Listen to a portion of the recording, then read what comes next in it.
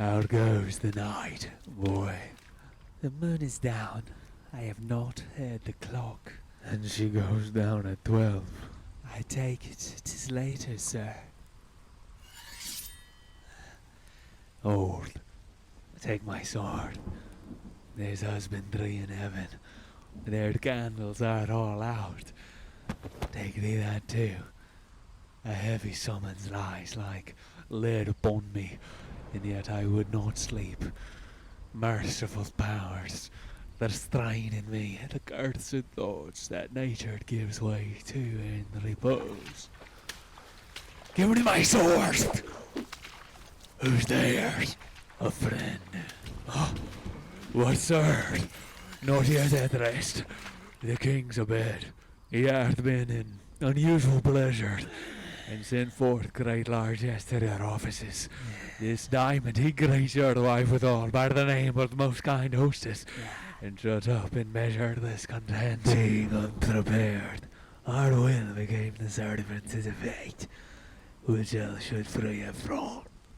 All's well. I dreamt last night of the three weird sisters. To you they have showed some truth. I think none of them. Yet when we can entreat an hour to serve, we would spend it in some words upon that business, if you would grant the time. At your kindest leisure. If you shall crave to my consent, when 'tis, it shall make honor for you. So I lose none in seeking to augment it, but still keep my bosom franchised and allegiance cleared. I shall be cancelled. Good repose the while. Thanks, sir. The like to you.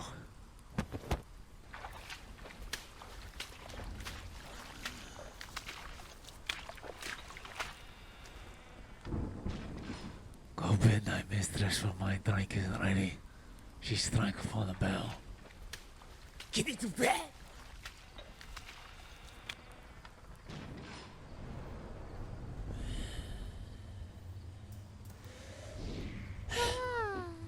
Is this a dagger?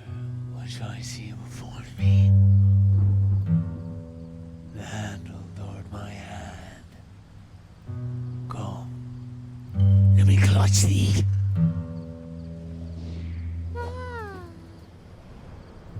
I have thee not, and yet I see thee still. Art thou not right of vision, sensible to feeling as to sight? Or art thou but a dagger of the mind, a false creation proceeding from thee to press and break? I see thee yet, in form as powerful as this which now I draw. Thou marshals me the way that I was going, and such an instrument I was to use. Mine eyes are made fools of the other senses, or else worth all the rest. I see thee still, and on thy blade and dungeon gouts of blood, which was not so before. There's no such thing. 'Tis the bloody business which informs us to mine eyes. Nor the one half world. Nature seems dead, and wicked dreams abuse the curtain sleep. Witchcraft celebrates real Hecate's offerings, and withered murder, alarmed by a sentinel the wolf, whose house is watch. Thus with his stealthy pace, with dark and ravishing strides, towards his design, moves like a ghost. Thou should infirm sitteth, hear not my steps, which way they walk, for fear thy very stones will eat of my whereabouts. Take the present order from the time which now sits with it. Whilst I thread he lives, words to need of deeds for cold blood lips. I go when it's done, the bell invites me. Fear it not, Duncan, for it is a knell that summons thee to heaven or death!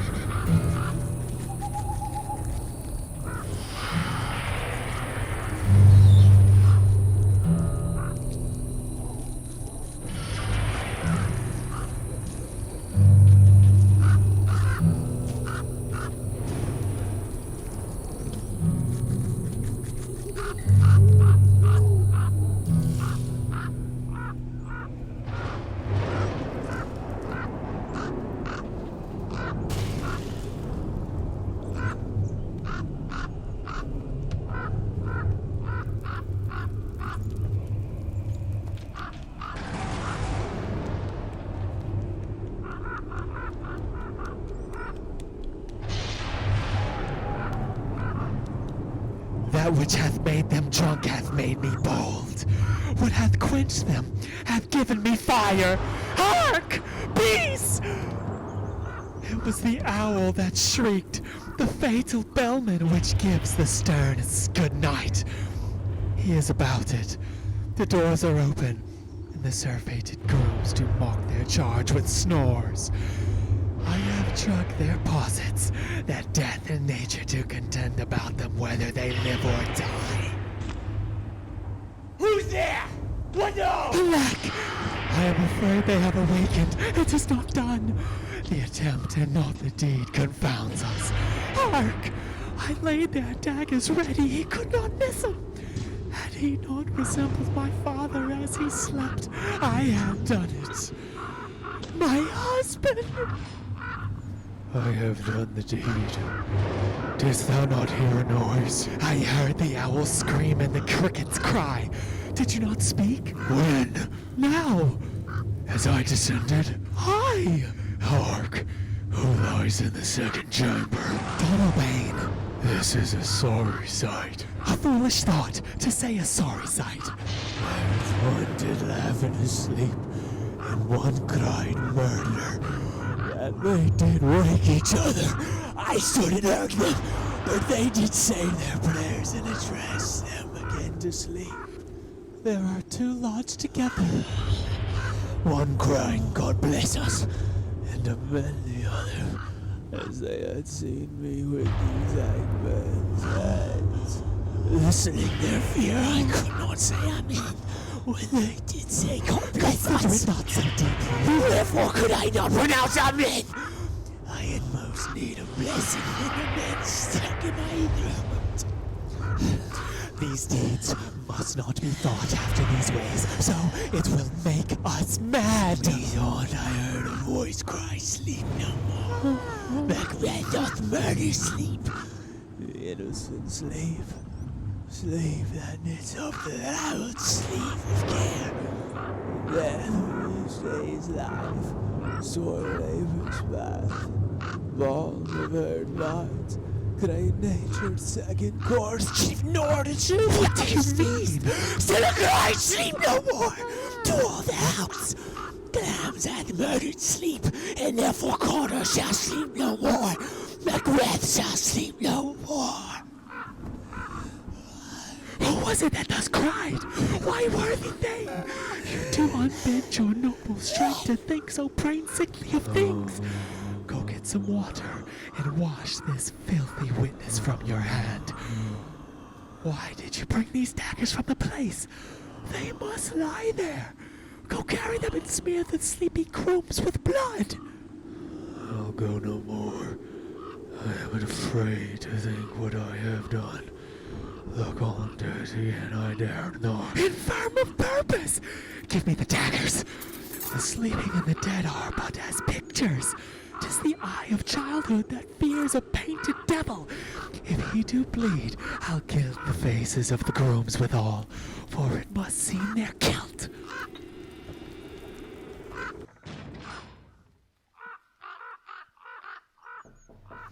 Whence is that knocking? Oh, is with me when every noise appalls me. What hands are here? They pluck out mine eyes. Will all great Neptune's ocean wash this blood clean from my hand? No. Yes, my hand, or rather the multitudinous seas in garden hide, making the green one red.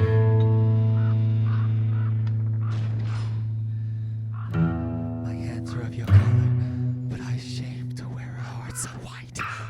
I hear a knocking at the south entry. Retire we to our chamber. A little water clears us of this deed. How easy is it then? Your constancy hath left you unattended. Hark! More knocking! Get on your nightgown, lest occasion call us and show us to be watchers. Be not lost so wholly in your thoughts. To know my need, to best not know myself. Who ain't talking with thy knocking? I would thou couldst. There's a knocking indeed. If a man were porter of Hellgate, he should have all turning the key. Knock, knock, knock. Who's there? In the name of Beelzebub, here's a farmer that hanged himself on the expectation of plenty. Come in time, have napkins and now about you. Here, you'll sweat for it. Knock, knock. Who's there? In the other devil's name, Faith, here's an equivocator that could swear in both the scales against either scale, who committed treason enough for God's sake, yet could not equivocate to heaven. Oh, come in, equivocator. Knock, knock, knock. Who's there? Faith, here's an English tailor. Come hither for stealing out of a French hose. Come in, jailer. Here you may roast your goose. Knock, knock. Never as quiet. What are you? But this place is too cold for hell. I'll devil porter it no further. I had thought to have let in some of all professions that go the primrose way to the everlasting bonfire. No, no, no. I pray you would remember the porter.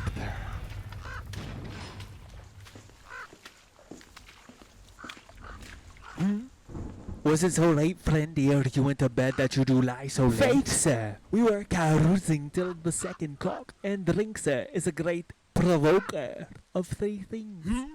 What three things does drink especially provoke? Marry, sir, nose painting, sleep, and urine. Lechery, sir, it provokes and unprovokes. It provokes the desire, but it takes away from the performance. Therefore, much drink may be said to be an equivocator with lechery.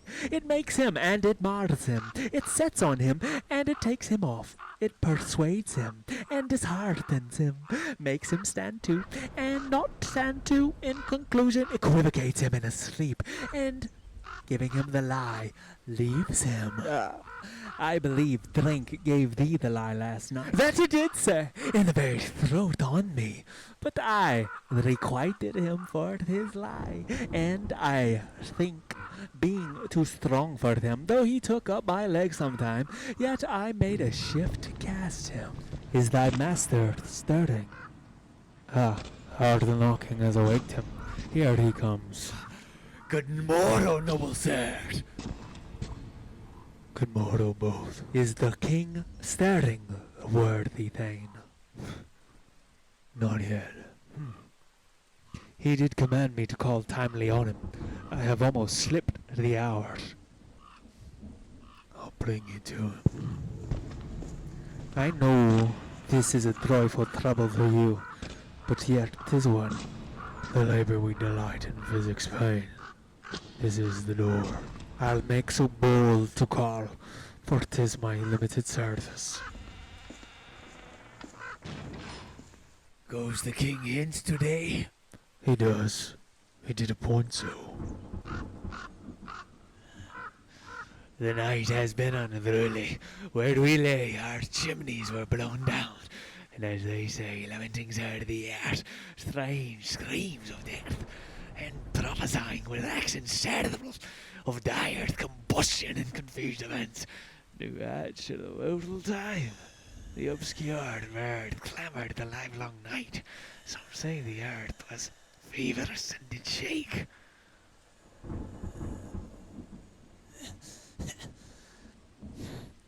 'Twas a rough night. My young remembrance cannot parallel a fellow to it. Oh, ordered, ordered, ordered. Tongue nor heart cannot conceive nor to name thee. What's the matter? What's the matter? Confusion thou hast made his masterpiece. Most sacrilegious murdered, has broke up the Lord's anointed temple, and stole thence the life for the building. What's this you say? Life meaning his majesty? Approach their chambers, and destroy your sight with a new Gorgon. Do not bid me speak. See, and then speak yourselves.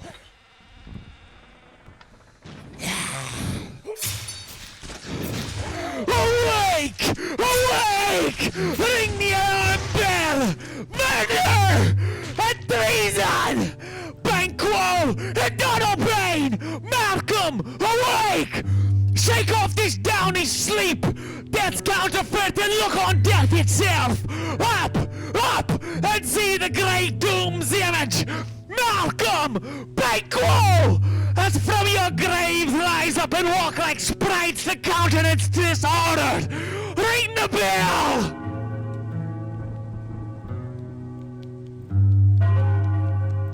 What's the business? That such a hideous trumpet calls to parley the sleepers of the house. Speak! Speak! Oh, gentle lady, 'tis not for you to hear when I can speak.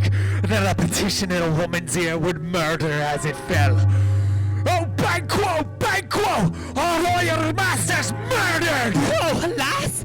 What? In our house? To go anywhere, dear Duff, I've really contradict myself and say it is not so. Had I but died an hour before this chance, I had lived a blessed time. For from this instant there's nothing serious in mortality. All is but toys. The renown and grace is dead. The wine of life is thrown, and the mere lees is left this vault to brag of. What is amiss? You heard, and do not note. The spring, the head, the fountain of your blood is stopped. The very source of it is stopped. Your royal father is murdered. Oh. By whom? Those of his chamber, as the team had done it. Their hands and faces were all badged with blood. So were their daggers, which alive we found upon their pillows. They stared and were distracted. No man's life was to be trusted with them. Oh, yet I do repent me of my fury. That I did kill them. Huh? Wherefore did you so? Who can be wise, amazed, temperate, and furious, loyal and neutral in the moment? No man. The expedition of my violent love outrun the wars or reason. Here lay Duncan, his silver sick and laced with his gold blood, and his gash stabs look like a breach in nature for whose wasteful infants. There, the murderers steeped in the colors of their trade, their daggers unmannerly bleached with gore. Who can refrain that an hard love and a dead hard courage to make love? No! Be hence! Look to lady! Why do we hold our tongues? That mouth may claim this argument for the heart. What should be spoken here, where our faith hid in an outward hole, may rush and seize us. That's away, our tears are not yet brewed, nor our strong sorrow upon the foot of motion. Look to the lady! And when we have our naked frailties hid, that suffered in exposure, let us meet and question this most bloody piece of work. To know it further, fears and scruples say us. In the great hand of God I stand, and thence against the underworld's pretense I fight of treasonous malice. And so do I. So all. Let's briefly put our manly readiness and meet in the hall together.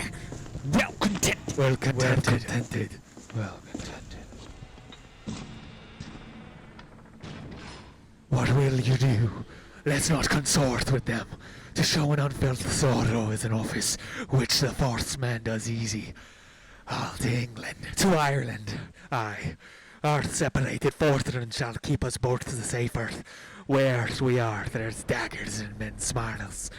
The near in blood, the nearer bloody. This murderous shaft that's shot hath not yet lighted, and our safest way is to avoid the aim.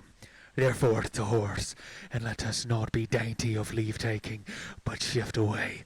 There's warrant in that theft which steals itself when there's no mercy left.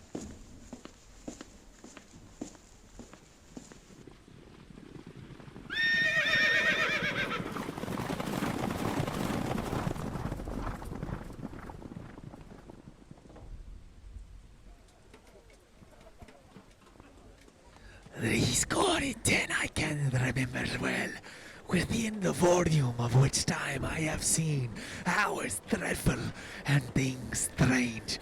But this sword night hath trifled for their knowings. Ah, good father, Thou seest the heavens as troubled with man's act, threatened his bloody stage. By the clock 'tis day, and yet dark night strangles the travelling lamp. Is night's predominance, or the day's shame, that darkness does the face of earth entomb when living light should kiss it? 'Tis unnatural. Even the deed that's done. On Tuesday last, the falcon, towering in her pride of place, was by a mousing owl hawked at and killed. And Duncan's horses, a thing most strange and certain, beauteous and swift, the minions of their race turned wild in nature, broke their stalls, flung out contending against obedience, as they would make war with mankind.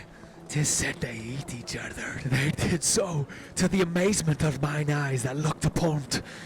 Here comes the good Macduff. How goes the world in this earth now? Why, see you not? It's known who did this more than bloody deed. Those that Macbeth hath slain. Alas the day, what good could they pretend? They were suborned. Malcolm and Donalbain, their king's two sons, are stolen away and fled, which puts upon them suspicion of the deed. Against nature still, this ambition that will raven up thine own lives means, then 'tis most like the sovereignty will fall upon Macbeth. He is already named, and gone to Scone to be invested. Where is Duncan's body carried to Colmkill, the sacred storehouse of his predecessors and guardian of their bones? Will you to Scone? No, cousin, art the fife. Well, I will thither. Well, may you see things well done there. Adieu, lest our old robe sit easier than our new. Farewell, father. God's benison go with you, and with those that will make good of bad, and friends of foes.